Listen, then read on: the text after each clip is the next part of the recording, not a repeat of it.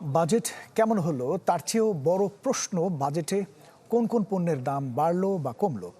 যেহেতু বিশাল বাজেট তাই দাম বাড়া কমার ফর্দটাও থাকছে বেশ বড়। সবটাই জেনে নিয়ে আসবো জান্নাতুল নাইমের কাছ থেকে। ঢালাইয়ের সেরা প্রিমিয়ার সিমেন্ট। দর্শক, প্রতিটি বাজেটের একটি রাজনৈতিক দর্শন থাকে এবং বলতে দ্বিধা নেই যে এবারের বাজেটের দর্শন মূল্যস্ফীতির চাপ সামলে সাধারণ মানুষকে কিছুটা স্বস্তি দেওয়া। বাজেট পর্যালোচনা করে দেখা যায় বহু বহু বছর পর দাম কমার তালিকাটাই দীর্ঘ। মোটামুটি চাল ডাল তেল থেকে ইলেকট্রিক ভেহিকেল কিংবা যিনি জাহাজ কিনতে চান, এমনকি যিনি উট পাখি কিনতে চান, তার জন্য থাকছে স্বস্তির খবর। তবে যারা ধূমপান মদ্যপান করেন তারা পড়বেন দুশ্চিন্তায়। এক নজরে দেখে আসবো দাম বাড়া কমার তালিকার থেকে বাছাইকৃত বেশ কয়েকটি, যদিও প্রতি বছর শুরু করতাম দুঃসংবাদ দিয়ে, এবার করতে চাই সুসংবাদ দিয়ে।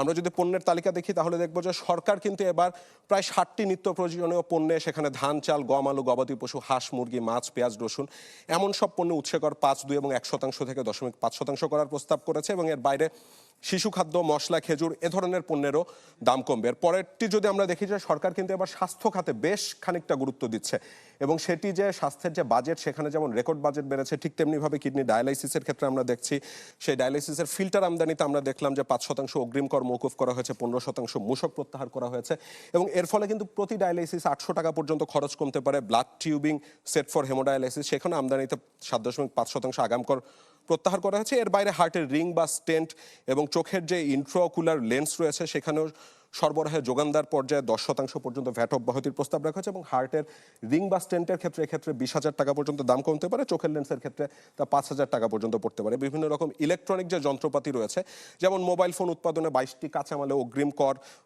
করের হার 5 এবং 2% থেকে 1% করা হয়েছে। বিভিন্ন রকম কম্পিউটার যেসব যন্ত্রপাতি রয়েছে, computer printer, flash memory, computer monitor, বিভিন্ন আইটি পণ্য আমরা দেখেছি যে আমদানি শুল্ক ছাড় রয়েছে এবং এই সাথে আরও যেসব শুল্ক রয়েছে যেমন RD, regulatory duty, supplementary duty, VAT, এসব ক্ষেত্রে আমরা দেখেছি যে প্রত্যাহার করা হয়েছে। এছাড়াও রেফ্রিজারেটর, ফ্রিজ আর এসি এগুলোতে আগে যেখানে 15% ভ্যাট ছিল সেটি 7.5% নামিয়ে আনা হয়েছে। শারীরিকভাবে বিশেষ চাহিদা সম্পন্ন যে সকল ব্যক্তি রয়েছে তাদের জন্য খুব দরকারি 15টি পণ্য আমরা দেখতে পেয়েছি যে অগ্রিম আয়করের হার 2% থেকে 1% করা হয়েছে এবং এর বাইরে তাদের চলাচলে সহায়তা করে এবং 21টি পণ্য আমরা দেখেছি যে কর অব্যাহতি দিয়েছে। সরকার কিন্তু এবার ইলেকট্রিক ভেহিকেল অর্থাৎ ইভি যে সকল পণ্য আছে সেদিকে বেশ অনেকটা মনোযোগ দিতে চেয়েছে এবং আমরা দেখতে পেয়েছি যে ইলেকট্রিক বাস, সেডান, এসইভি, শুধু সেগুলোই নয়, কিন্তু আমরা দেখতে পাচ্ছি যে প্লাগ ইন হাইব্রিড যেগুলো রয়েছে, প্লাগ ইন হাইব্রিড ভেহিকেল, সেখানে আমরা রেগুলেটরি ডিউটি প্রত্যাহার করতে দেখেছি। তবে যেটি ব্যাপার, যেসব আইসি ইঞ্জিন রয়েছে অর্থাৎ সাধারণভাবে আমরা রাস্তায় যেসব পেট্রোলের বা অকটেনের গাড়ি দেখি সে ধরনের ক্ষেত্রে কিন্তু আমরা দেখছি যে করভার 132 থেকে 155% করা হয়েছে। এবং আপনারা খেয়াল করেছেন যে এই সরকারের এক ধরনের কার্ড প্রীতি রয়েছে, তারা ফ্যামিলি কার্ড দিচ্ছে, কৃষক কার্ড দিচ্ছে এবং সেই কারণে বিভিন্ন রকম স্মার্ট কার্ড, ডেবিট এবং ক্রেডিট কার্ড কিন্তু আমরা কাঁচামাল আমদানিতে 10টি কাঁচামাল আমদানিতে স্পেসিফিক্যালি 5% অতিরিক্ত আমদানি শুল্ক প্রত্যাহার করতে দেখেছি। সরকার শিল্প সাহিত্য চর্চার ক্ষেত্রেও বোধহয় কিছুটা প্রণোদনা দিতে যাচ্ছে, কারণ যারা গান বাজনা করেন, শিল্প সংস্কৃতির চর্চা করেন, তাদের ক্ষেত্রে যেসব পণ্যগুলো দরকার হয় যেমন guitar, piano, violin, cinematographic, camera, projector, এ ধরনের ক্ষেত্রে বিদ্যমান যেসব শুল্ক রয়েছে আমদানির ক্ষেত্রে তা কিন্তু 15 থেকে 5% করবার আমরা প্রস্তাব দেখতে পেরেছি।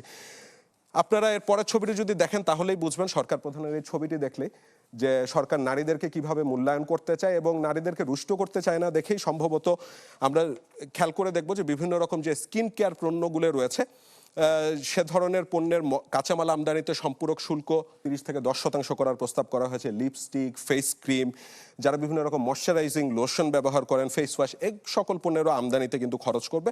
সরকার কৃষকদেরকে বাড়তি সুবিধা দিতে যাচ্ছে এবং এ কারণে আমরা দেখছি যে সার এবং কীটনাশকে আমরা যেটি ব্যবসায়ী পর্যায়ে যে ভ্যাট রয়েছে 7.5%, সেটি কিন্তু সম্পূর্ণরূপে প্রত্যাহার করা হয়েছে। বিভিন্ন রকম রেয়াতি সুবিধা দেওয়া হয়েছে।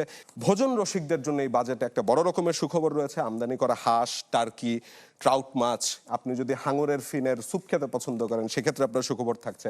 হিমায়িত কাঁকড়া, ওয়েস্টার, শামুক, এর সাথে নন অ্যালকোহলিক বিয়ার, কফি, এসব পণ্যেও কিন্তু আমরা দেখতে পাচ্ছি যে দাম কমানো হয়েছে। এবং এই বাজেটটি দেখলে বোঝা যাবে যে একেবারে যারা কৃষক রয়েছে, প্রান্তিক জনগোষ্ঠী রয়েছে, সরকার যেমন তাদেরকে খুশি রাখতে চেয়েছেন, ঠিক তেমনিভাবে যারা জাহাজ আমদানি করতে চান তাদের ক্ষেত্রেও কিন্তু দাম কমবে দেশে যদি উৎপাদিত হয়। এমনকি যারা উট পাখি কিনতে চান কিংবা ইমু কিনতে চান তাদের জন্য কিন্তু খরচ করবে। শুধু সরকার জীবিত মানুষই অবশ্য নয়, মৃত মানুষের কথাও খেয়াল রেখেছে, কারণ আমরা দেখেছি যে মৎস্যরি আমদানিতে শুল্ক হ্রাসের প্রস্তাব করা হয়েছে। এবার একটু দাম বৃদ্ধির তালিকাটা দেখে আসতে চাই, যেটি আমি বরাবর শুরুতে দেখাতাম, এবং দেখলে হয়তো আপনি বুঝতেই পারছেন যে সরকারের তো এমনিতেই যারা ধূমপাই ছিলেন তাদের প্রতি প্রতিটা সরকারের এক রকমের অসন্তোষ থাকে। এবার মদ্যপায়ীরাও সেই তালিকায় যুক্ত হয়েছেন। অর্থাৎ সিগারেট, নিকোটিন পাউচ এগুলোর যেমন খরচ বাড়বে, ঠিক তেমনিভাবে যারা মদ্যপান করেন তাদেরও কিন্তু বেশ অনেকটা খরচ বেড়ে যাবে।